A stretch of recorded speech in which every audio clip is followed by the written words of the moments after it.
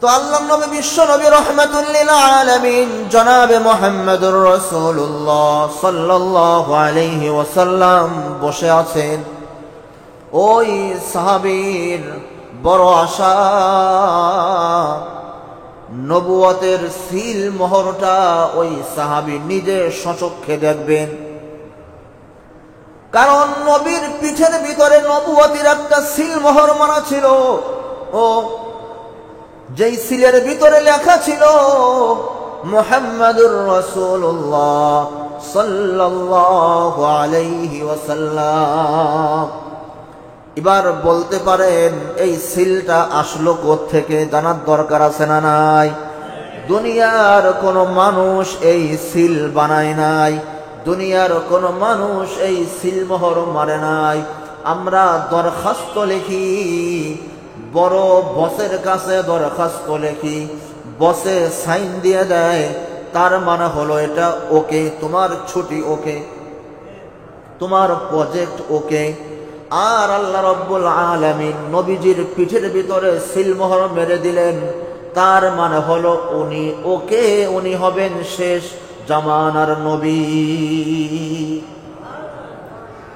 কথা তো অনেক লম্বা হয়ে যায়। আমার নবীজি যেদিন জন্মগ্রহণ করেন, ছোট্ট করে বলছি, ওই দিন সুদূর শাম থেকে একজন তাওরাতের আলেম এসেছে, যে তাওরাতের ভিতরে উনি পেয়েছেন এই দিনের ভিতরে শেষ জামানার নবীজির জন্ম হওয়ার সম্ভাবনা আছে। তো এটাকে কেন্দ্র করে ওই তাওরাতের আলেম মক্কার ভিতরে রাত্র যাপন করছেন।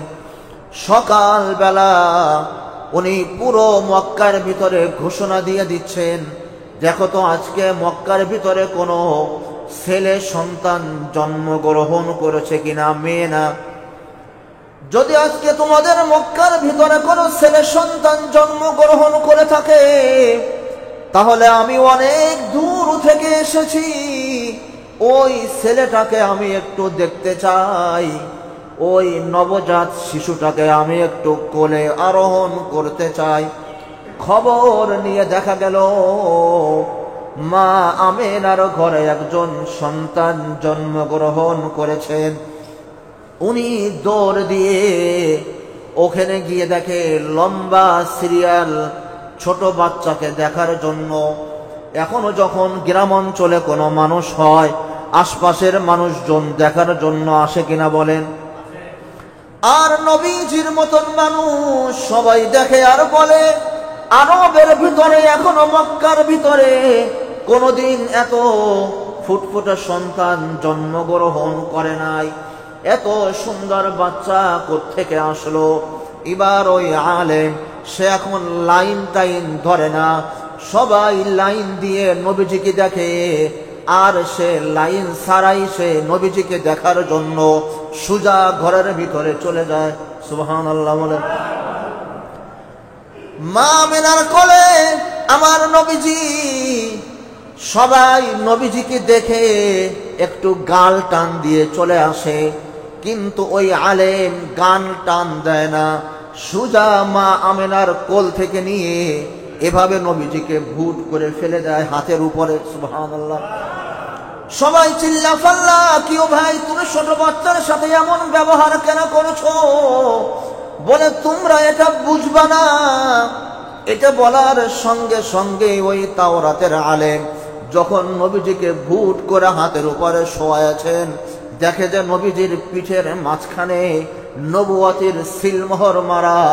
আর ওই আলেম দেরি করলো না, সঙ্গে সঙ্গে ওই সিলমোহরের ভিতরে চুম্বন করা শুরু করে দেয়। এরপরে ওই তাওরাতের আলেম বলে, জানোনি উনি কে হবে? ওই দেখো নবজাত শিশু মাত্র 2 ঘন্টা আগে জন্মগ্রহণ করেছে, তার পিঠের ভিতরে সিলকে মারলো। মা আমেনা বলে, আমিও তো দেখিনি। এবার তাওরাতের আলেম বলে, তাওরাতের ভিতরে লেখা আছে শেষ জামানার নবী যিনি হবেন, তার পিঠের ভিতরে জন্মগতভাবেই আল্লাহ রব্বুল আলামিন মায়ের পেট থেকে নবুয়তের সিলমোহর মেরে দিবে। তো এই নবীজির সিলমোহর কে মেরেছেন? সবাই বলেন কে মেরেছেন? নবীজির সিলমোহর আল্লাহ রব্বুল আলামিন মেরে এরপরে দুনিয়াতে পাঠিয়ে দিয়েছেন। নবী হওয়ার পরে সাহাবী একজন বড় আশা, ওই সিলমোহরটা সে দেখবে। ওই সিলমোহরটা সে দেখবে। যদি আপনার বাবার কাছে আপনার দাদার একটা ছবি থাকে, দেখতে মনে চায় কিনা বলেন? কথা বলেন কিনা? আপনার বাবার ছবি যদি আপনার কাছে থাকে, আপনার সন্তান আপনার বাবাকে দেখে নাই, তো আপনার সন্তান দাদাকে দেখার জন্য পাগল হবে কিনা বলেন? কি বলেন? তো ওই সাহাবী, তার মনে বড় আশা, নবীজির নবুয়তের সিলমোহরটা সে দেখবে, কিন্তু দেখার তো কোনো সুযোগ নেই। নবীজি তো সবসময় নিজের গা মুবারক ঢেকে রাখেন, চাদর দিয়ে ঢেকে রাখেন, জামা দিয়ে ঢেকে রাখেন। তো একদিন দেখে ওই সাহাবী নবীজির সামনে কেউ নাই, খালি ময়দানের ভিতরে নবীজি একটা গাছের সাথে হেলান দিয়ে বসে, লাঠি চুটি একটা কিছু নিয়ে নবীজি একটু কি যেন চিন্তা ভাবনা করছেন। এবার ওই সাহাবী নবীজির সামনে গিয়ে বসলেন। এর আগে একটা কথা বলি, নবীজির ভিতরে কয়েকটা গুণ ছিল। আমার নবীজি 1 নম্বরে নবী, বলেন 1 নম্বরে কি? নবী। 2 নম্বরে নবীজি উস্তাদ, নবীজি কি? উস্তাদ। 3 নম্বরে নবীজি বন্ধু, নবীজি কি? বন্ধু। এবার আসেন, এখন এই যে সাহাবীর সামনে বসে আছেন, তার সাথে এবার নবীজির বন্ধুত্বের একটা আচরণ হবে। কারণ যখন সবাই সামনে থাকে, তখন তো নবীজি নবুয়তের ভাব নিয়ে থাকেন, নবীজি নবুয়তের অবস্থায় থাকেন, উস্তাদ ছাত্রের সম্পর্ক থাকেন। কিন্তু এখন ওই সাহাবী দেখেন আশপাশে কেউ নাই, খালি ময়দান, শুধু আমি আর নবীজি। আবার নবীজির চেহারার দিকে তাকিয়ে মনে হচ্ছে নবীজি একটু উৎফুল্ল অবস্থার ভিতরে আছেন। এবার ওই সাহাবী বলে, নবীজি আপনি কি করেন? সুবহানাল্লাহ বলেন। নবীজি বলেন, মুস্কি হাসি দিয়া বলেন, তুমি দেখো না আমি কি করি? বলে, নবীজি আমি একটা কথা বলতে চাই। তো বলো। নবীজি আমি চাই আমার পিঠের জামা আমি খুলে ফেলি, আর আপনার হাতে যে লাঠিটা আছে, এই লাঠিটা দিয়ে আপনি আমার পিঠের ভিতরে একটা বাড়ি দিবেন, আর আমি মজা করে এই বাড়িটা অনুভব করব। এটা আমার মনের বড় একটা আশা। এবার নবীজি বলেন, ঠিক আছে, তাহলে তুমি তোমার পিঠের জামা উঠাও। যখন ওই সাহাবী পিঠের জামা উঠিয়ে নবীজির সামনে বুট হয়ে পড়লেন, নবীজি আস্তে করে ওই সাহাবীর পিঠের ভিতরে একটা বাড়ি মারলেন। এবার যখন বাড়ি মারলেন, তখন সাহাবী আর কি খুশি, সাহাবীকে আর কে পায়। এবার সাহাবী বলে, নবীজি আমি একটা প্রশ্ন করি, বলো। বলে, শুনেন নবীজি, হত্যার বদলে হত্যা, নবীজি হত্যার বদলে হত্যা। আপনি বলেছেন কেউ যদি কাউকে অন্যায়ভাবে হত্যা করে তাহলে হত্যা করা হবে, কেউ যদি কাউকে থাপ্পড় মারে অন্যায় ছাড়া তাহলে তাকে থাপ্পড় মারা হবে। নবীজি আমি তো কোনো অন্যায় করিনি, আপনি আমাকে পিঠের ভিতরে বাড়ি মারিয়েছেন, আমি চাই প্রতিশোধ হিসাবে আপনার পিঠের ভিতরে আমি একটা বাড়ি মারব।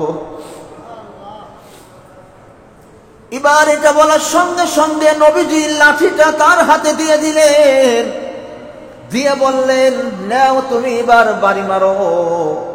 সাহাবী বলে, নবীজি আমি তো কাপড়ের উপর দিয়ে বাড়ি মারিনি, আমি তো কাপড় সরিয়ে ডাইরেক্ট পিঠের ভিতরে বাড়ি মেরেছেন আপনি। আমি আপনার কাপড়ের উপরে দিয়ে বাড়ি দিব না, আপনার পিঠের কাপড় সরাতে হবে, সরানোর পরে আপনার ডাইরেক্ট পিঠের ভিতরে আমি বাড়ি দিতে চাই। এটা বলতে না বলতেই নবীজি পিছন দিয়ে এবার চাদর মুবারক ঘাড়ের উপরে নিয়ে আসে, পুরো পিঠটা এবার দেখা যায়। সাহাবী এবার পিছনে গিয়ে লাঠিটা বুকের ভিতরে নিয়ে, এই তো সেই লাঠি, যেই লাঠি দিয়ে নবীজি আমার পিঠের ভিতরে বাড়ি দিয়েছে। সাহাবী কাঁদে আর মনে মনে বলে, আল্লাহ, কিয়ামতের ময়দানে এই লাঠির ওসিলা করে তুমি আমাকে মাফ করে দিও। এবার সে পলকহীন দৃষ্টিতে ওই যে সেই সিলমোহরটা, নবুয়তের সিলমোহরটা সে পলকহীন ভাবে তাকিয়ে তাকিয়ে দেখতেছিল। নবীজি বললেন, কি ও মিয়া, বাড়ি চেয়েছো, বাড়ি দিয়েছি, তুমি আমাকে বাড়ি দিবা, লাঠি চেয়েছো, লাঠি দিয়েছি, বাড়ি মারো না কেন? এটা বলতে দেরি সাহাবী এবার লাঠিটাকে পিছনে ফেলে দিয়ে নবীজিকে পিছন থেকে জড়িয়ে ধরে, ওই যে সিলমোহরটা ছিল, সিলমোহরটা বাচ্চা পোলাপানের মতন, ছোট বাচ্চা যেরকম ভাবে মায়ের দুধ পেলে চুষতে থাকে, ওই সাহাবী নবীজির সিল মুবারক জিহ্বা দিয়ে এরকম চাটা শুরু করে দিয়েছে। সাহাবী পিছন দিয়ে বলে, নবীজি, আমি আপনাকে বাড়ি দেওয়ার জন্য আমি বাড়ি নি নাই, আমার মনে বহুত বড় একটা আশা ছিল, আপনাকে দেখেছি, কিন্তু আপনার ওই সিল মুবারকটা কোনোদিনও দেখতে পারি নাই। বড় একটা আশা ছিল আমার, নবীজি, মূলত ওই আপনার পিঠের সিল মুবারকটা আমি একটু দেখব, আমি একটু চুম্বন করব, এটা করার জন্যই আমি মূলত এই কৌশল অবলম্বন করেছি।